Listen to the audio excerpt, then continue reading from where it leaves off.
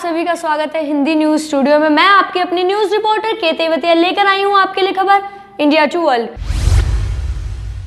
आज हम आपको बताएंगे कि युद्ध क्यों हो रहा है, रशिया और यूक्रेन के बीच इतना बड़ा युद्ध क्यों हो रहा है, रशिया को आखिर क्या चाहिए यूक्रेन से, क्या ऐतराज है उसे यूक्रेन से जो इस तरह से युद्ध हो रहा है, और यूक्रेन क्या चाहता है जो वो रशिया की खिलाफत कर रहा है, रशिया जैसे पावरफुल देश की खिलाफत कर रहा है। आखिर ऐसी क्या बात है इन दोनों के बीच जो युद्ध की परिस्थितियां उत्पन्न हुई। आज हम आपको इस विषय पे बात करते हैं। तो दरअसल मैं आपको बता दूं कि विवाद इस बात पर है कि रशिया नहीं चाहता कि यूक्रेन नेटो देशों के साथ शामिल हो। बहुत सारे पड़ोसी देश रशिया के पहले ही नेटो देशों के साथ शामिल हो चुके हैं। यूक्रेन भी रशिया का एक पड़ोसी देश ही है।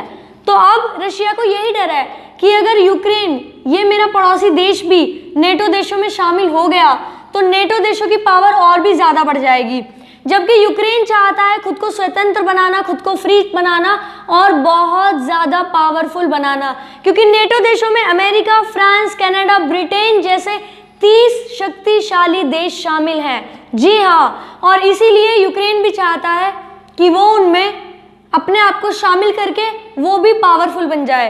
रशिया तो बहुत पावरफुल है ही, लेकिन उसके बावजूद उसे ऐसा क्या डर है, अगर यूक्रेन नेटो देशों में शामिल हो जाएगा तो उससे रशिया को इतना डर क्यों लग रहा है।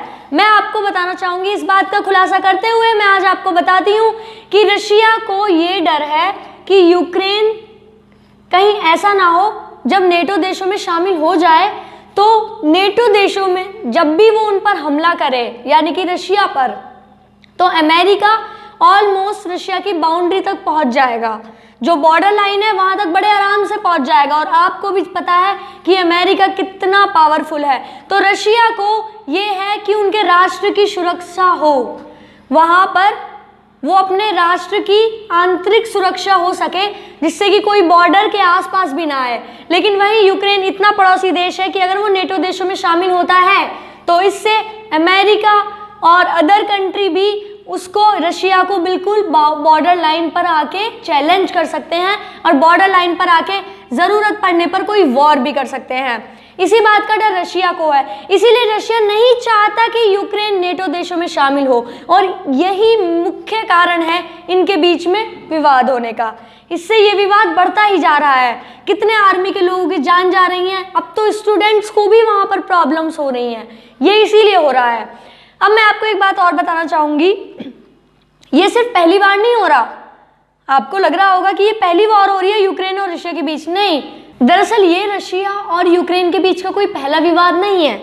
ये बात आपको किसी और न्यूज़ चैनल ने शायद बताई हो या ना बताई हो।